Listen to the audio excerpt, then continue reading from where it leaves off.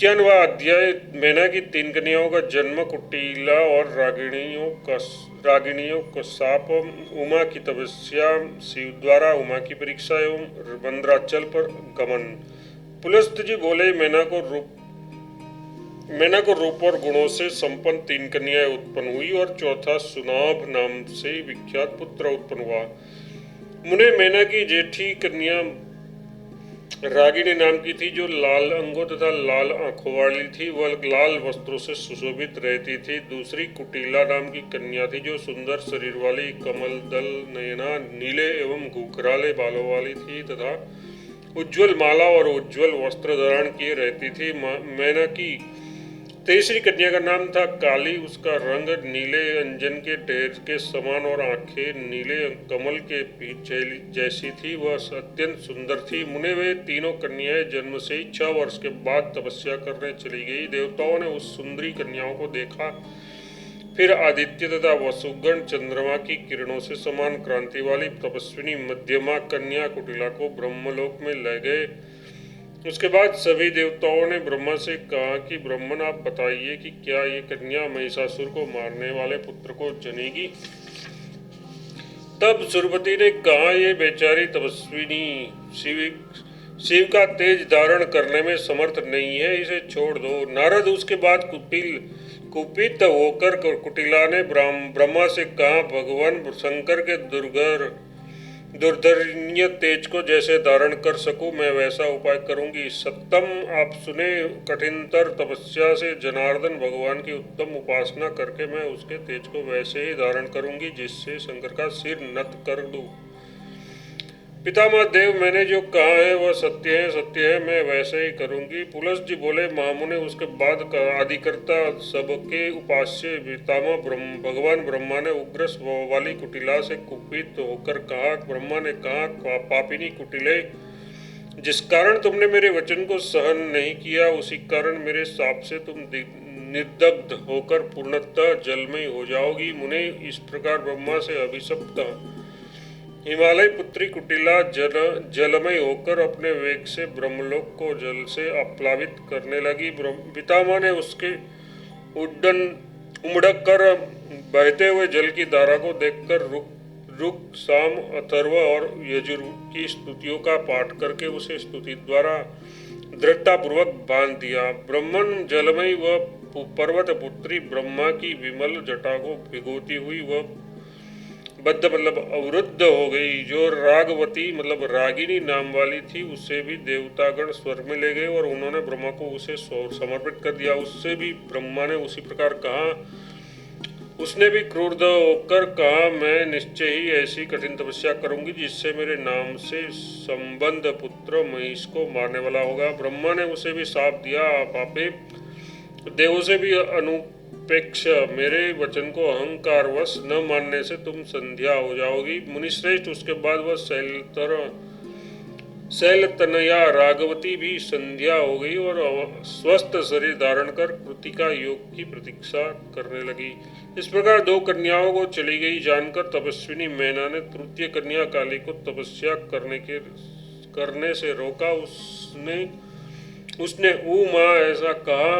पितरों की पुत्री कल्याणवती माता मैना ने कन्या का वही 2 अक्षरों से संयुक्त उमा वह नाम रखा। उमा भी तपोवन में चली गई। उसके बाद उसने मन में सुल्पाणी वृषभध्वज रुद्र का ध्यान कर कठिन तपस्या की। फिर ब्रह्मा ने देवताओं से कहा, देवताओं, तुम लोग हिमालय पर तप करती हुई हिमालय की पुत्री काली के पास जाओ और उसे यहाँ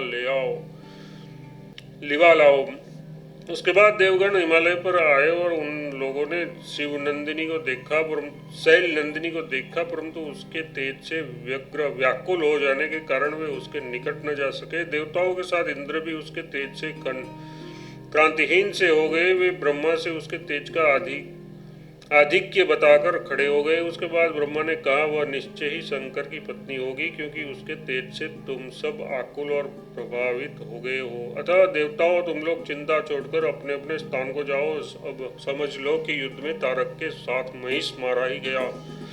इस प्रकार ब्रह्मा ने जब इंद्र के साथ सभी देवताओं से कहा, तब देवगण चिंता रहित होकर उसी समय अपने अपने स्थान पर चले गए। फिर पति सहित पर्वतराज हिमवान तपस्या में लगी हुई उमा को भी उस तपस्या से हटाकर उसे कर ले आए। महाज्ञानी महादेव भी निराश्रय नाम के उस कंठित न रौद्र व्रत का आश्रय लेकर मेरु आदि बड़े बड़े पर्वतों पर भ्रमण करने लगे। वे कभी पर्वतराज हिमालय पर गए, हिमालय ने उनकी श्रद्धा से पूजा की। उस रात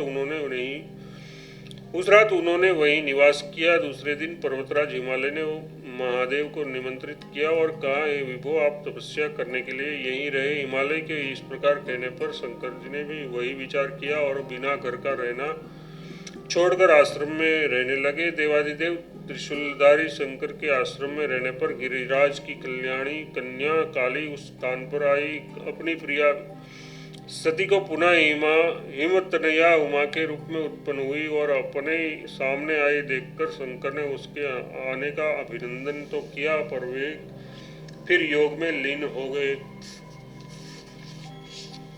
सुंदर शरीर वाले हिमसुता ने वहां जाने के बाद दोनों हाथ जोड़कर सहेलियों के साथ शिव के दोनों चरणों में अभिवादन प्रणाम किया। उसके बाद शंकर ने देवतर गिरिकन्या को देखा और कहा, ये उचित नहीं है। ऐसा कहकर शंकर अपने गणों के साथ तिरोहित हो गए, छिप गए। भय उत्पन्न करने वाले शंकर के वचन को सुनकर आंतरिक दुख से जलती हुई ज्ञानिनी उन पार्वती ने भी अपने पिता से कहा, तात पिनाक धारण करने वाले शंकर देव की आराधना एवं उत्कट तथा महान तप करने के लिए मैं विशाल वन में जाऊंगी। पिता ने कहा, ठीक है। उसके बाद शंकर की आराधना की इच्छा से ललिता पार्वती उसी हिमालय पर्वत की विस्तृत तलहटी में तप करने लगी। उस समय उसकी सहचारिया समिधा, कुश, फल, मूल आदि लाकर देवी की सेवा करने लगी। उस सहचारियों ने पार्वती के विनोद के लिए तेजस्वी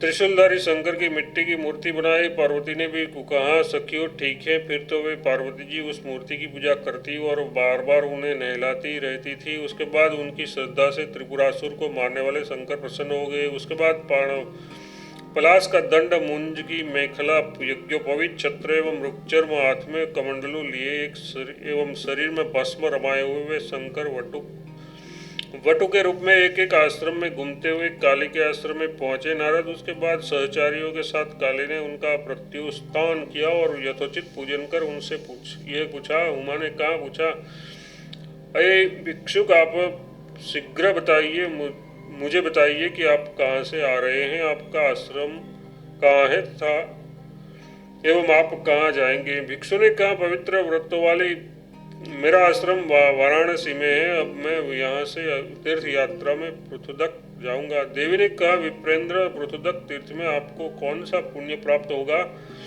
मार्ग में किन किन तीर्थों में स्नान करने से आप कौन कौन सा फल प्राप्त कर चुके हैं? भिक्षु ने कहा, कुशोदरी, मैंने पहले प्रयाग में स्नान किया, उसके बाद कुब्जाभ्र, जयंत, चंडिकेश्वर, बंधुवृंद, करकंद, कनखल तीर्थ, सरस्वती, अग्निकुंड, भद्रा, त्रिपुष्ट, कोनट, कोटि तीर्थ और कुब्जक में निष्काम भाव से स्नान कर मैं तुम्हारे आश्रम में आया हूँ। यहाँ पर स्थित रहने वाली तुमने वार्ता करने के बाद मैं पृथुदक तीर्थ में जाऊंगा। मैं तुमसे जो कुछ पूछता हूँ उस पर क्रोध न करना। कुशोदरी, मैं बचपन में भी शरीर को संयत कर तपस्या से जो अपने को सुखा रहा हूँ वह तो ब्राह्मणों के लिए प्रशंसनीय है, परंतु भीरू, तुम इस प्रथम अवस्था में ही क्यों उग्र तप कर रही हो? इसमें मुझे शंका हो रही है। अई स्थिर यौवन ने, अई विलासिनी, प्रथम अवस्था में स्त्रियां पति के साथ सुंदर भोगों का भोग करती है। पूर्वत पुत्री, चर और अचर सभी प्राणी तपस्या में संसार में रूप, उत्तम कुल और संपत्ति चाहते हैं, सो तो तुम्हें अधिक से अधिक मात्रा में उपलब्ध है ही। फिर सौंदर्य साधनों को छोड़कर तुमने जटा क्यों धारण कर ली है? तुमने रेशमी वस्त्र छोड़कर वल्कल क्यों पहन लिया है? पुलस्त जी बोले, नारद, इसके बाद तपस्या में बढ़ी हुई पार्वती की सोमप्रभा नाम की सहचरी ने उस भिक्षु से वस्तु स्थित कही। सोमप्रभा ने कहा, द्विजश्रेष्ठ, पार्वती जिस हेतु से तपस्या कर रही है उसे सुनिए। ये काली तपस्या के बल से शिव को अपना पति बनाना चाहती है। पुलस्त जी बोले। सोमप्रभा की बात सुनकर भिक्षु ने सिर हिलाते हुए बड़े जोर से हंसकर यह वचन कहा। भिक्षुक ने कहा, पार्वती, मैं तुमसे एक बात पूछता हूँ, तुमको ये बुद्धि किसने दी? पल्लव के सदस्य तुम्हारा कोमल कर शंकर के सर्पयुक्त हाथ से कैसे मिलेगा? कहाँ तुम सुंदर वस्त्र धारण करने वाले और कहाँ व्याघ्र चर्म धारण करने वाले ये रुद्र? कहाँ तुम चंदन से चर्चित और कहाँ भस्म से भूषित शंकर? अतः मुझे ये मेल अनुरूप नहीं प्रतीत होता।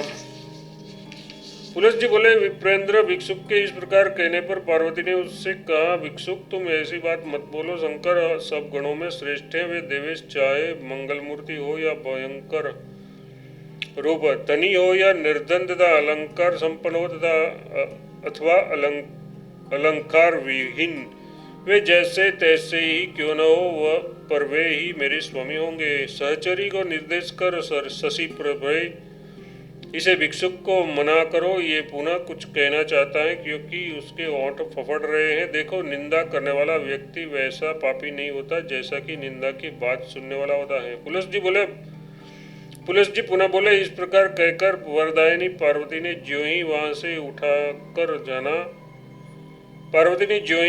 उठकर जाना चाहा तो त्यों ही शंकर बनावटी भिक्षुक रूप को छोड़कर अपने वास्तविक रूप में हो गए। वे अपने वास्तविक रूप में आने पर बोले, प्रिय, अपने गृह जाओ, मैं हिमवान के घर तुम्हारे लिए महर्षियों को भेजूंगा।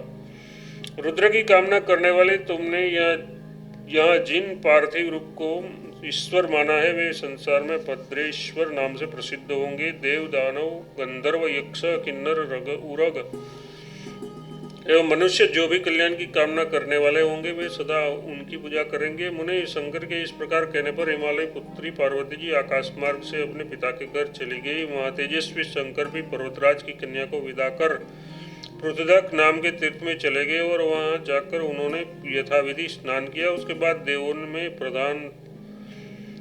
प्रधान महेश्वर पृथुदक तीर्थ में स्नान करके पाप से विमुक्त होकर नंदी गणों एवं वाहन के सहित महान मंदर गिरी पर आ गए। सात ब्रह्मर्षियों, सप्तर्षियों तथा अपने गणों के साथ त्रिपुरासुर को मारने वाले शंकर के आ जाने पर पर्वत श्रेष्ठ मंदर क्षण भर में ही प्रसन्नचित हो गया। पर्वतराज ने दिव्य फलों, मूलों, कंदों एवं पवित्र जल से संपन्न गणेश्वरों के साथ भगवान शंकर की पूजा की। इस प्रकार से वामन पुराण में 91वां अध्याय समाप्त हुआ।